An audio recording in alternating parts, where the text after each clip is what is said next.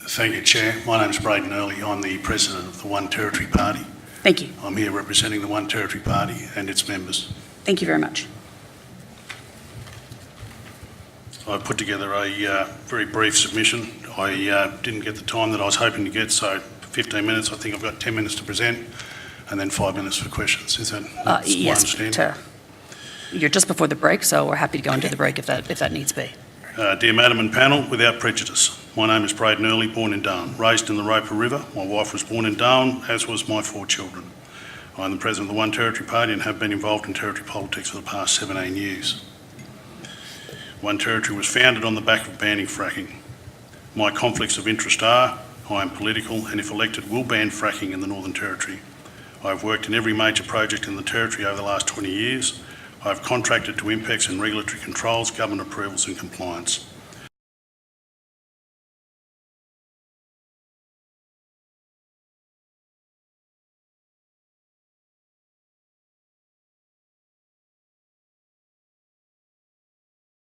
If elected, I'll have an independent commission against corruption, ICAC, into both of the activities of the NT Labor Party, the Country Liberal Party, corruption within the government department, starting with the Mines Department, this panel, and of course with appropriate whistleblower protection legislation.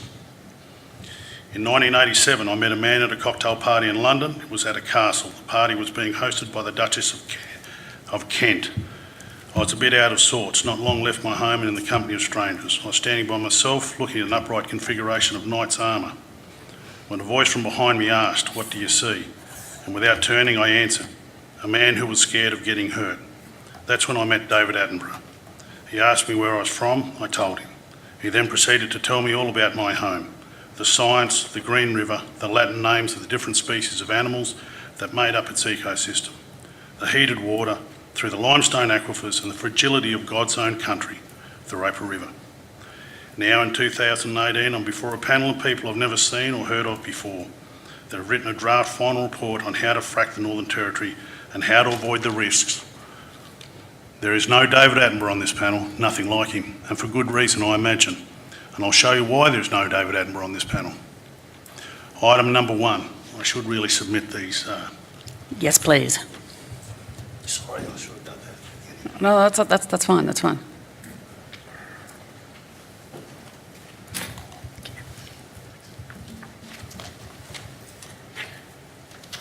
Thank you very much. Thank you very much, Mr. Earley. Thank you.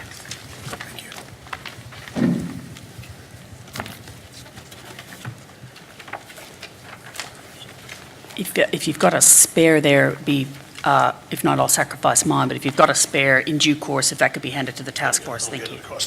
Thank you.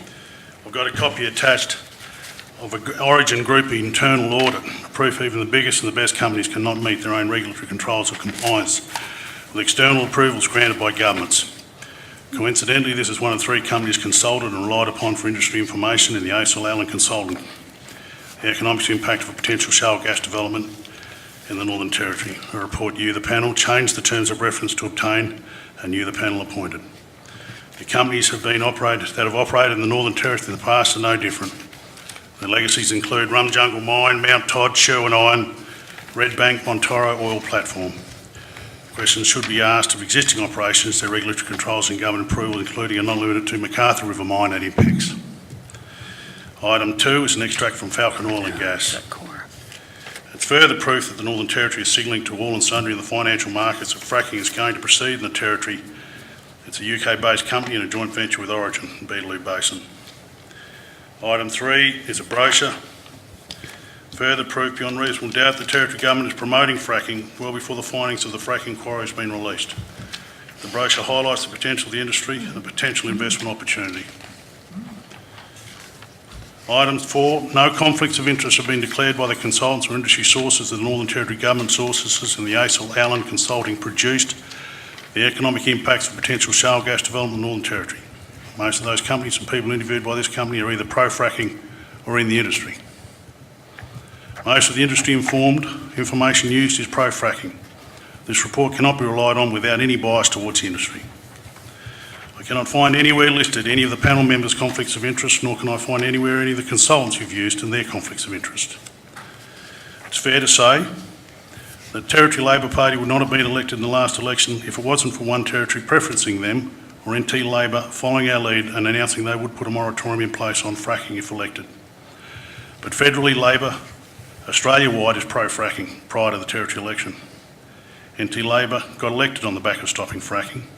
They got elected and now they need third-party verification to lift the moratorium in order for fracking to proceed. Enter the scientific inquiry into hydraulic fracturing of unconventional reservoirs in the Northern Territory. This panel is that affirmation required by the Labor Party to frack. Your report is what will be used by a Labor government that has tricked the voters to allow fracking to proceed. If the panel cannot declare its conflict of interest, if the consultants the panel has used cannot declare the conflict of interest, that's financial, commercial, political, social conflicts of interest, then this submission into hydraulic fracking should not be submitted or taken seriously when determining fracking in the Northern Territory. Hence, we believe this inquiry is compromised and its findings should be not taken seriously. There is no David Attenborough on this panel because he would not compromise the safety of the environment of the Northern Territory for jobs, financial gain or regulatory controls.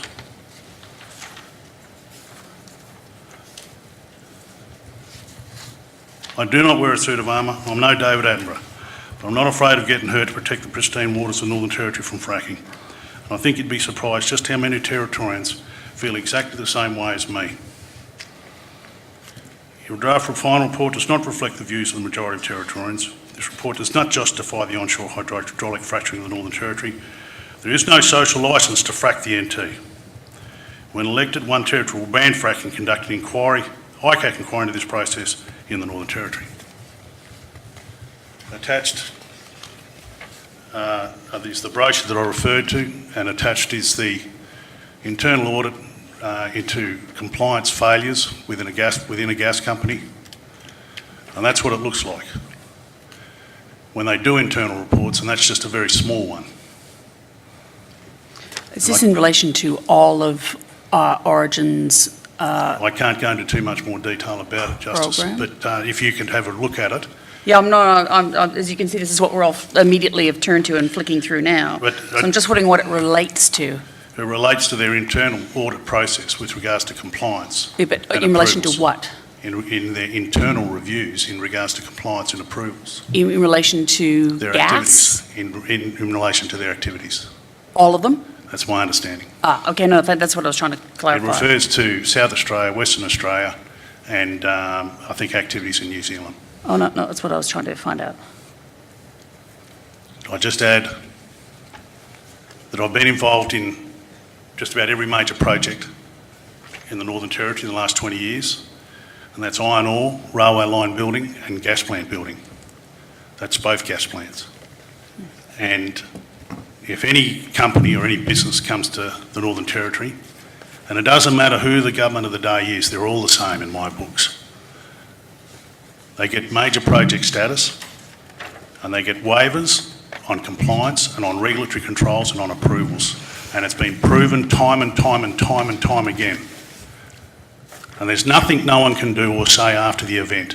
Sherwin Iron went and pulled out millions of tonnes of oil without an approved environmental impact statement. Some of the other things that the other people have done I can't talk about because I was too close to the activity. But it's horrendous. The complicit nature of those involved in government departments in the approval process is outrageous.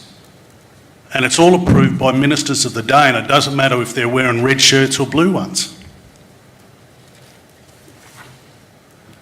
No amount of recommendations is going to stop someone in a government department from taking a bribe. No amount of recommendations is going to stop some bloke from making a mistake on a site. And I know, and most of you would know, because you've lived long enough to see it, men and women make mistakes. And it happens when you work long hours, and it happens when you work remote, and it happens when you work under pressure and you've got timelines and deadlines to meet. Everyone knows that you can't mess around with concrete when it's going off. You put it in or it goes off. You can't reuse it. There are no concrete plants at Amungi. There's none in between Borroloola and Three Ways. All of these things that these people want to do cannot be overseen. They cannot be regulated in any efficient way. Even trucking companies struggle to regulate drivers and driving in daylight hours with GPS tracking in trucks. How in God's name will they monitor the traffic management plan for the hundreds of thousands of vehicles that will be required in this activity? My experience is first-hand. It's on the ground. It just so happens that I was fortunate enough to meet that bloke, David Attenborough. But I can tell you, a green river is an alive river. That's what it means to be green. It's green because of all the stuff coming out of the heated limestone, all the microorganisms that make up that river system. You cannot introduce any chemicals into it. You drop a radiator in the Roper River, all the green stuff around it will die. You drop a brass top on top of a poly pipe in the middle of the river, and all that area around it will pull back. All the weeds move away from the brass. None of the Aboriginals I know want this. And I know a lot of Aboriginals, and they all live on the Roper River.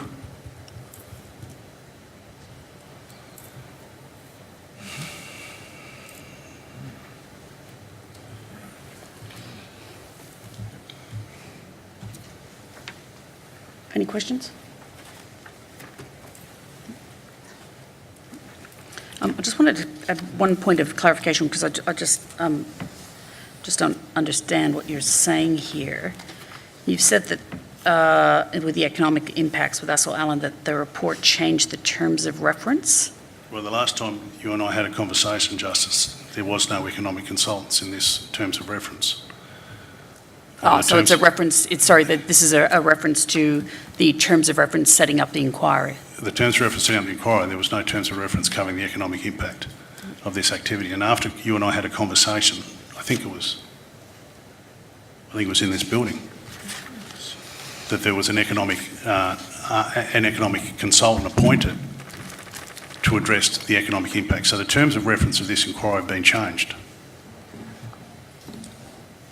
And then I think that economic consultant, he changed his appointment or his terms of reference again. Is that correct? No, those terms of reference were drafted by us. I should just add that, just for the benefit of the recording, that the terms of reference define environment to mean land, air, water, organisms, and ecosystems, and includes, and then we've got A, B, C, D, economic, cultural, and social conditions. So the terms of reference weren't changed? No. But there was no economic consultant. When I first spoke to you, there was no economic perspective going to be put to this report until you and I had a conversation. I said, where's the economic thing? And I think you said something along the lines of, we're going to look into that, or we are looking into that, or something, words to that effect. That's correct. That's correct? right. So it was always envisaged, because we have no economist on the panel, and I've said this in public fora many times, we simply don't have any economist on the panel, that we would therefore have to engage an economist. And we put that out to public tender. The scope of works were there. They're still on our website for all the world to see. Well, I am an economist. So, and there's so many educated people in the Northern Territory that haven't had the opportunity to participate at the appropriate level into this debate. And I'm talking about educated people at Gilkminkin as well, that are 50 years of age, that speak English better than me, that aren't being heard and that aren't being able to deliver or get across their messages into this inquiry. We have been to Gilkminkin, and we're going there next week as well. And I did speak to you about this too, Justice, the fact that a lot of them are muzzled and a lot of them aren't game enough to come out and speak with regards to, I mean, you would be an intimidating bunch to some of those people out there. And so I don't know that, and I've had first-hand reports from, and they were, I might add, pleased that you did go out there, but there were people that didn't get to talk to you that wanted to talk. And those people, the old mum, Sheila Conway and all them ladies, they got to say their bit because they're used to speaking up for everyone. But the ones that are my age that didn't get to talk to you, particularly the girls, have got a lot more to say, and they're feeling a lot more angst and anguish about this whole process. There's no signs along the Rope River where it says don't drink this water or don't eat this fish from here, or it doesn't work like that. And for people to say, I've lived here for 35 years and I understand the territory, well, unless you've been sitting on the banks of the Rope River during the wet season when it floods, you really don't understand the Rope River. And those people that rely on it and hold it in absolute sanctimony, anything that interferes with that river is sacrosanct. And it's just, I just don't understand why anyone would want to interfere with that. And I read the final page of your report, and you were talking about, it said something about the budgergars still thing and the brolgas and the this and the that and one thing and another. It doesn't actually work like that, because a lot of people, and it doesn't matter whether they're black, white, green, yellow or brindle, that are from the territory, and they don't even have to be born here, have a physical and psychological connection to this place. And it doesn't matter that they can't see it. It doesn't matter that you tell them it's right or whatever. If they think something's not right, it's not right. And that's what you're dealing with the majority of people that live in the bush. They don't think it's right. They don't trust what they're hearing. They don't trust the people making the decisions. And again, it doesn't matter what colour shirt they wear, whether it's blue or red. Now, the last guys got rolled, the country Liberals got rolled because they were going to go and frack. These guys got elected because they put a moratorium in place. And if they didn't put a moratorium in place and they didn't get elected, then we wouldn't be having this discussion.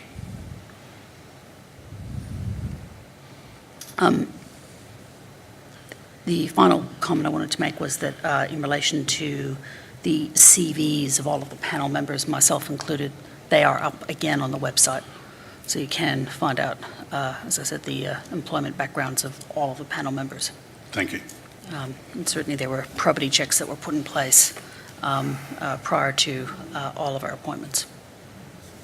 Thank you very much for coming and spending the time and presenting here today. Thank you. Thanks, Justice Pepper. Thanks, panel.